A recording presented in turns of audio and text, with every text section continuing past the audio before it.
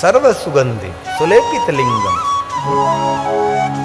ભગવાન શિવજીની એક ક્રમશઃ પૂજા હોય છે. પહેલા શુદ્ધ જલથી મહાદેવની પૂજા હોય છે, ત્યારબાદ ખાદ્ય દ્રવ્યોથી ભગવાન શિવની પૂજા હોય છે, અને ખાદ્ય દ્રવ્યોથી સંપૂર્ણ પૂજા પૂર્ણ થયા બાદ સુગંધિત દ્રવ્યોથી મહાદેવની પૂજા હોય છે. આ રીતે પૂજાનો એક ક્રમ છે. બધું એક સાથે ન હોઈ શકે. તેની પૂજા માટે એક અલગ અલગ વિદ્વાનોનો ક્રમ બતાવેલો છે કે આ રીતે ભગવાન શિવજીની પૂજાનો ક્રમ હોય. જે બહુ જ ભણેલા વિદ્વાનો હોય છે, જે શિવ પૂજા વિશે જે સંપૂર્ણ જાણતા હોય, જેનો વિષય કર્મકાંડ ને પૂજા પાઠ છે, એના આ બધી વસ્તુની બહુ જ ક્રમશઃ ખબર હોય.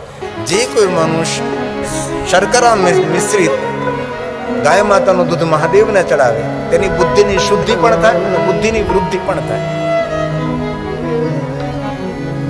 પણ કઈ ગાય માતાનું દૂધ, કઈ રીતે દૂધ, કયું દૂધ, પોલિથીન થેલીનું નહીં,